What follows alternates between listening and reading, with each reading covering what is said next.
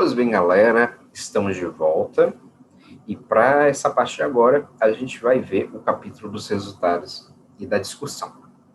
Primeira coisa que eu tenho que falar é que no capítulo de livro, esse tópico dos resultados e discussão é o mais importante de todos. E por ser o mais importante de todos, ele deve ser o tópico que vai ter o maior quantitativo de informações. Logicamente, se ele vai ter o maior quantitativo de informações, ele deve ter o maior quantitativo de páginas. Eu digo isso porque é muito comum os alunos escreverem um trabalho e eles fazerem esse tópico dos resultados de discussão com um tamanho menor do que o tópico da introdução. Então, um cuidado que a gente deve tomar cuidado é esse. O resultado de discussão deve ser o maior tópico dentro do capítulo de livro que a gente vai desenvolver. Então, eu vou só lá voltar para a introdução para a gente ver quantas páginas tinha a introdução. Então, bora lá. Ela começou no finalzinho da página 227 e terminou próximo ao finalzinho da 228. Então, ela tem, na realidade, uma página, né? O ideal é que a introdução tenha, no máximo, uma página e meia. Essa é uma observação que vocês podem colocar aí nas observações de vocês. O ideal é que a introdução tenha, no máximo, uma página e meia, tá? Então, no caso da nossa, ela tem uma página, tá ótima. Então, o capítulo dos resultados de discussão tem que ter, no mínimo, o dobro, né? Mas só que 2 páginas ainda é muito pouco, né? O ideal é ter, no mínimo, umas 4, tá? Então, bora lá. Bora ver quantas páginas tem o tópico dos resultados de discussão. Então, bora lá. Cadê? Pronto, cheguei. Então, começa na 231, 232, 233, 234, 235 e pega um finalzinho da 236. Então, ela tem mais ou menos 4 páginas e meia, né? Tá bom, tá um quantitativo legal. Então, bora observar. Primeira observação no tópico dos resultados de discussão. A primeira observação é: este é o maior tópico do seu capítulo de livro. Segunda observação: por ser um capítulo de resultados e discussão, você deve apresentar os resultados que você obteve durante as suas buscas e discutir os mesmos. Por que eu faço essa observação? Porque outro erro comum que os alunos cometem: vocês apresentam os resultados que vocês obtiveram durante as buscas, mas vocês esquecem de discutir, né? E o que é esse discutir? É você dizer o que um determinado autor fala sobre o tema que você está abordando e se outros autores concordam ou não com esse autor, beleza? Então, bora aqui ver o que foi que eu apresentei. Por meio da análise do catálogo de teses e dissertações da CAPES, pôde-se verificar que, referente ao tema proposta e currículo na educação infantil, o banco de dados apresenta um total de 15.299 publicações. Então, esse é o primeiro resultado que eu estou apresentando. Qual é o quantitativo de trabalhos que eu obtive ao realizar minha busca?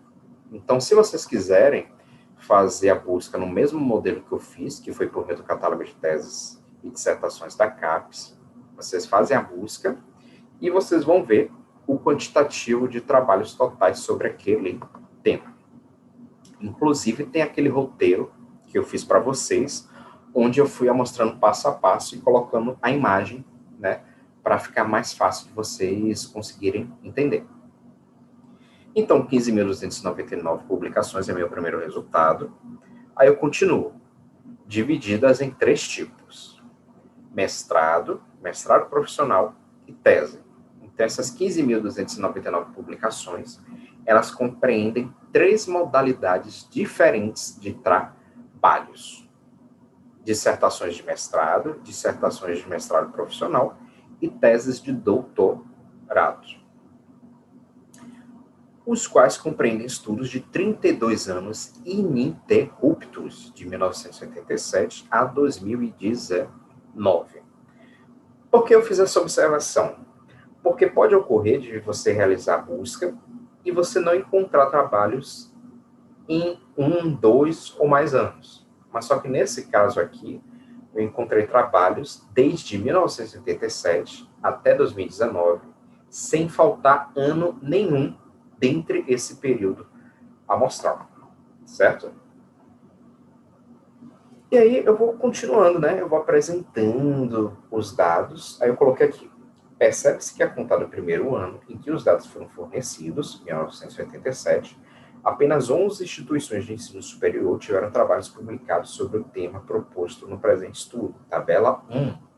Então, sempre que vocês forem apresentar um dado e ele tiver em uma tabela, em um gráfico, em uma imagem, vocês precisam citar esse gráfico, essa tabela, essa imagem no texto, que nem eu fiz aqui, tabela 1. Aí eu apresento a tabela com esse dado. A tabela não ficou boa porque, repare, ficou quebrado o ano, né?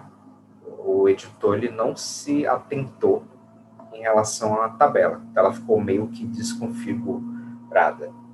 Mas apesar disso, eu apresento aqui os dados, Tem a tabela e o nome, né? Outra coisa que vocês devem observar. Quando vocês forem construir tabelas e gráficos, vocês devem colocar um título na parte superior. Então, eu coloquei os dados, coloquei a informação quantitativa, né? E aí eu prossigo o texto. Eu vou comentando o que ocorreu ano a ano, faço as discussões, vocês vão poder ver, tá? É só baixar, fazer o download do arquivo. E aí vou seguindo. Vocês vão ver que não tem muito mistério, não. E, independente disso, caso vocês tenham dúvida, que eu espero que vocês tenham, né? Afinal, eu acho que é a primeira vez que vocês estão desenvolvendo esse tipo de trabalho, vocês podem tirar essas dúvidas comigo. Eu vou marcar umas aulas ao vivo, eu vou pedir só para vocês me mandarem a primeira versão, e aí eu vou fazer as correções ao vivo para que vocês possam se basear com base no exemplo dos seus colegas, certo? Mas aí eu vou marcar a data bonitinha e informar para vocês. Provavelmente daqui a 2 semanas ou 3 semanas. Então, beleza. Isso é o capítulo dos resultados e discussão. Então, a gente vai apresentar os resultados e vai discutir os mesmos. Uma coisa que vocês devem prestar atenção é que aqui nesse tópico, vocês devem responder aos objetivos do trabalho de vocês. Então, por exemplo, deixa eu voltar lá para a introdução, para a gente lembrar qual era o meu objetivo. Aqui. Objetivo geral: descrever os principais estudos sobre proposta e currículo na educação infantil no Brasil. Beleza. Então, vocês viram que eu fiz um estudo de 1987 até 2019. E aí eu vou descrevendo quais são as principais características dos estudos nesse período amostral. Então, eu consegui cumprir o primeiro objetivo do meu trabalho. O segundo objetivo era o quê? Enumerar as principais IES, que são instituições de ensino superior, que desenvolvem estudos sobre proposta e currículo. Então, vocês viram que eu apresentei uma tabela que amostrava para o ano de 1987, quais eram as instituições que haviam realizado publicações referentes a esse tema de proposta e currículo, e apresentei o quantitativo, né? No caso aqui, dentre todas essas instituições, aquela que teve o maior quantitativo de trabalhos publicados, desenvolvidos no ano de 1987, foi a Pontifícia Universidade Católica de São Paulo.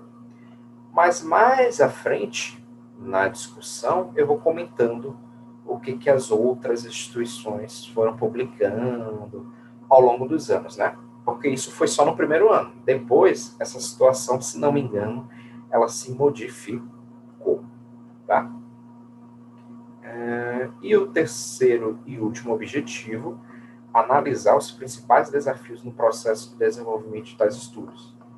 Então, eu não apresentei para vocês, mas se vocês forem ler o trabalho, vocês vão ver que eu apresento quais são as principais dificuldades nesse processo de construção dos trabalhos, certo? Tem um comento sobre DCNs, que são as diretrizes curriculares nacionais, dentre outros aspectos que vão influenciar esse processo. Então, basicamente é isso, gente. Resultados de discussão deve ser o maior tópico do trabalho de vocês. Você deve apresentar os seus resultados, e esses resultados devem ser discutidos, certo? E esse é o melhor tópico dentro do capítulo de livro para você apresentar gráficos, tabelas, certo? E aí agora a gente chega nas considerações finais. O que é as considerações finais? É o tópico dentro do seu capítulo de livro, onde você vai apresentar as suas considerações finais, a sua conclusão. Você vai apresentar para o leitor se você conseguiu atingir os objetivos do seu trabalho, ou se não, se você não conseguiu atingir o seu trabalho. Então, deixa eu ler aqui para vocês verem.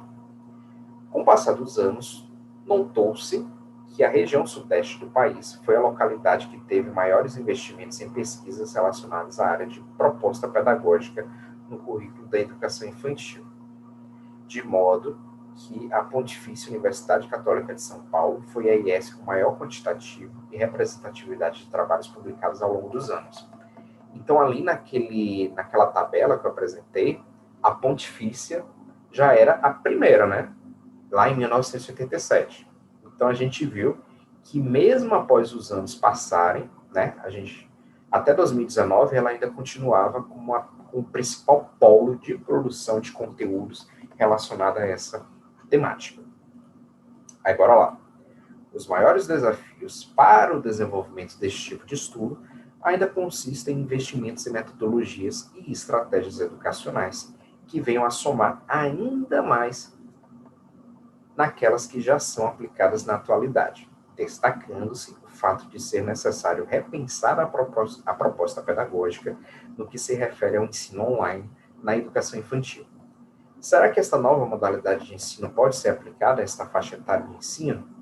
Só novos estudos e testes para poder elucidar esta dúvida para esta nova sociedade que está a surgir.